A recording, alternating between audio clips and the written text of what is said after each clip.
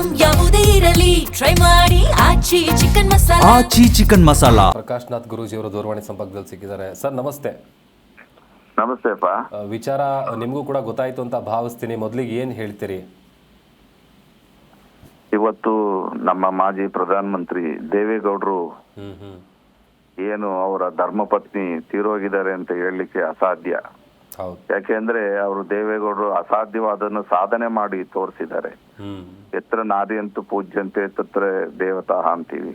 ಆ ಅಮ್ಮ ಅವರ ಬಲಗೈಯಾಗಿ ಅವರ ಬೆನ್ನ ಹಿಂದೆ ನಿಂತುಕೊಂಡು ಹಲವಾರು ಸಾಧನೆಗಳ ಅವ್ರ ಕೈಲಿ ಮಾಡಿಸಿದ್ದಾರೆ. ಇವತ್ತು ಅವರು ಅಂದ್ರೆ ಒಂದು ದೇವರು, ಒಂದು ಶಿವ ಏನು ನಂಬಿದ್ದಾರೆ, ಅವರ ಮನೆ ದೇವರು ಶಿವ. ಆ ಶಿವನ ವಿಗ್ರಹದಿಂದ ಅವರಿಗೆ ಬಹಳ ಅನುಕೂಲಗಳಾಗಿದ್ದಾವೆ. ಅವರು ಇವತ್ತು ನಮ್ಮನ್ನೆಲ್ಲ ಅಗಲಿರೋದು ನಮ್ಮ ಸಮಾಜಕ್ಕೆ ದೊಡ್ಡ ಹಾನಿಕರ ಆಗಿದೆ. ಯಾಕೆಂದ್ರೆ ಅವರು ಎಷ್ಟೋ ಜನ ಮಕ್ಕಳನ್ನ ಎತ್ತು 6 ಜನ ಮಕ್ಕಳನ್ನೆತ್ತು 6 ಜನನ್ನ ಇವತ್ತು ತಯಾರು ಮಾಡಿ ಸಮಾಜ ಸೇವೆಗೆ ಅಂತ ಬಿಟ್ಟಿದ್ದಾರೆ. ಇದನ್ನೆಲ್ಲ ನೋಡಿದಾಗ ನಾವು ಒಬ್ಬ ಧರ್ಮಪತ್ನಿಯಾಗಿ ಏನು ಮಾಡಬೇಕು, ಒಬ್ಬ ತಾಯಿಯಾಗಿ ಏನು ಮಾಡಬೇಕು, ತಂದೆ ತಾಯಿ ಋಣ ತೀರ್ಸಕ್ ಆಗೋದಿಲ್ಲ. ಯಾರೇ ಮನುಷ್ಯರಾಗಿದ್ರು ತಾಯಿ ಋಣ, ದೇಶದ ಋಣ, ತಂದೆ ಋಣ, ಮಾತೃ ಋಣ, ಪಿತೃ ಋಣ, ದೇವ ಋಣ, ಇವೆಲ್ಲ ಋಣಗಳಲ್ಲಿ ಇವತ್ತು ನಾವು ಹೋಗಿದ್ದೀವಿ. ಆ ರೀತಿ ಇವತ್ತು ನಮ್ಮ ಏನು ಸಾಧನೆ ಮಾಡಿದ್ದಾರೆ ಒಂದು ದೇವೇಗೌಡರು, ಅವರ ಧರ್ಮಪತ್ನಿಯವರು ಹಗಲಿರತಕ್ಕಂಥದ್ದು ನನಗೆ ಬಹಳ ನೋವಾಗಿದೆ. ನಾವು ಏನು ಹೇಳಲಿಕ್ಕಾಗಲ್ಲ. ಅವರಿಗೆ ದೇವರು ಮನಸ್ಸಿಗೆ ನೆಮ್ಮದಿಯನ್ನ, ಶಾಂತಿಯನ್ನ ಕೊಡ್ಲಿ. ದೇವೇಗೌಡರು ಏನು ಉತ್ಸಾಹದಿಂದ ಇವತ್ತು ಇನ್ನೂ ಸಮಾಜ ಸೇವೆನೇ ಮಾಡ್ಕೊಂಡು ಬರ್ತಾ ಇದ್ದಾರೆ. ರಾಜಕೀಯದಲ್ಲೂ ಬೆಳೆದು ನಿಂತಿದ್ದಾರೆ. ಅವರು ದೊಡ್ಡ ಆಲದ ಮರವಾಗಿ ಬೆಳೆದಿದ್ದಾರೆ. ಇವತ್ತು ಅವರ ಧರ್ಮಪತ್ನಿ ಆಗಲಿರೋದು ತುಂಬಾ ದುಃಖಕರವಾದ ವಿಷಯ. ಅವರ ಇಡೀ ಕುಟುಂಬಕ್ಕೆ ಆ ಕಾಲಭೈರವೇಶ್ವರ ಸ್ವಾಮಿ ಅನುಗ್ರಹಿಸ್ಲಿ ಅಂತ ಹೇಳ್ತೀನಿ. ನೀವು ಅವ್ರನ್ನ ಬಹಳ ಹತ್ತಿರದಿಂದ ನೋಡಿದೀರ. ಅವ್ರ ವ್ಯಕ್ತಿತ್ವ ನನ್ನ ವಯಸ್ಸು, ನಾನು 15ನೇ ವಯಸ್ಸಿಂದನೂ ಸಹ ನೋಡ್ಕೊಂಡ್ ಬರ್ತಿದ್ದೀನಿ. 15 ವರ್ಷದಿಂದಲೂ ಆ ಅಮ್ಮ ಹೇಗಿದ್ದಾರೆ ಅಂದ್ರೆ ಹಾಗೆ. ಬಹಳ ಒಂದ್ ದಿವಸ ಅವ್ರ ಮನೆಗೆ ಹೋದಾಗ ನನ್ಗೆ ಇನ್ನೂ ಮರೆಯಕ್ಕಾಗಲ್ಲ. ಶೇಖರ್ ಸ್ವಾಮೀಜಿ ಬಂದಿದ್ದಾರೆ, ಬೆಳ್ಳಿ ತಟ್ಟೆ ಕೊಡು, ಊಟ ಕೊಡು ಅವ್ರಿಗೆ ಅಂತಿದ್ರು. ಯಾಕೆಂದ್ರೆ ನೀವೇ ಅಮ್ಮ ನಾವೆಲ್ಲ ಅಲ್ಲಿ ಎಲೆಯಲ್ಲಿ ಊಟ ಮಾಡಿದವ್ರು ನಾವೆಲ್ಲ ಅಂತ. ಇಲ್ಲಪ್ಪ, ನೀನು ಬೆಳ್ಳಿ ತಟ್ಟೆಲೇ ಊಟ ಮಾಡ್ಬೇಕು ಅಂತ. ಆ ಕಾಲದಲ್ಲಿ ಅವ್ರ ಕೈಯಿಂದನೇ ನನಗೆ ಅನ್ನ, ಸಾರು, ಮುದ್ದೆ, ತುಪ್ಪ ಎಲ್ಲ ಹಾಕಿದ್ ನಾನು ಮರೆಯಕ್ಕೆ ಆಗ್ತಿಲ್ಲ. ನನಗಂತೂ ಅವ್ರ ಬಗ್ಗೆ ಎರಡನೇ ಮಾತಿಲ್ಲ. ಅವರು ತಾಯಿ ರೂಪಿಯಾಗೆ ನಮಗ್ ಕಾಣಿಸಿದ್ದಾರೆ. ಅವ್ರು ಇನ್ನು ಮುಂದೆ ಏನ್ ಮಾಡ್ಬೇಕೋ ಆ ಕಾರ್ಯಗಳನ್ನೆಲ್ಲ ನೆರವೇರಿಸ್ಲಿ ಅಂತ ಹೇಳ್ತೀನಿ. ಅವ್ರ ಕಾರ್ಯ ಏನಿದೆ ಅಂತ ಹೋಗಿ ನಾನು ಹಾರೈಸ್ಬಿಟ್ಟು ಬರ್ತೀನಿ. ಈಗ ಆಸ್ಪತ್ರೆಗೆ ಅಡ್ಮಿಟ್ ಆದಾಗ ಹೋಗಿದ್ರಾ ಸರ್ ನೀವು ನೋಡೋದಕ್ಕೆ? ಆಸ್ಪತ್ರೆಗೆ ಏನ್ ಬೇಕಾಗಿರ್ಲಿಲ್ಲ ಅಂದ್ರು. ನೋಡ್ತಾ ಇದ್ದು ಮೆಸೇಜ್ ನನಗೆ ಕೊಡ್ತಾನೆ ಇದ್ರು. ನೆನ್ನೆ ಕುಮಾರಸ್ವಾಮಿ ಅವರು ಸಹ ಮಾತಾಡಿದ್ರು.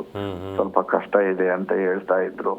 ಅದು ಶ್ವಾಸಕೋಶದಲ್ಲಿ ಗಾಳಿ ತುಂಬ್ಕೊಂಡಿರುತ್ತಲ್ಲ, ಉಸಿರಾಟ ತೊಂದ್ರೆ ಆಗೇ ಆಗತ್ತೆ. ಆ ನೋವನ್ನ ಹಾಗೆ ನೆನ್ನೆನೆ ನಮಗ್ ಮೆಸೇಜ್ ಇತ್ತು. ಆದ್ರೆ ದೇವೇಗೌಡ್ರು ಎಲ್ಲ ಕಾಲನು ನೋಡ್ತಾರಲ್ಲ, ಶಾಸ್ತ್ರ, ಜ್ಯೋತಿಷ್ಯ ಶಾಸ್ತ್ರನ ಆ ಟೈಮ್ ಬಂದಾಗ್ಲೇ ಮಾಡ್ಬೇಕು. ಇವತ್ತು ಆ ಟೈಮ್ ಬಂದಿದೆ. ಶನಿವಾರ ಸಂಜೆ ಹೋಗಿದ್ದಾರೆ.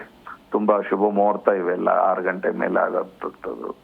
ಆ ಶುಭ ಮುಹೂರ್ತಕ್ಕೆ ಹೋಗಿದ್ದಾರೆ. ಅವರು ಭೀಷ್ಮ ಪ್ರತಿಜ್ಞೆ ಮಾಡ್ದಂಗೆ ದೇವೇಗೌಡರು ಪ್ರತಿಜ್ಞೆ ಮಾಡಿದ್ದಾರೆ. ಯಾಕೆಂದ್ರೆ ನಾನು ಆ ಅಮ್ಮ ಹೋದ್ಮೇಲೆ ನಾನು ಹೋಗ್ತೀನಿ, ಅಲ್ಲಿವರೆಗೂ ನಾನು ಹೋಗಲ್ಲ ಅಂತಿದ್ರು.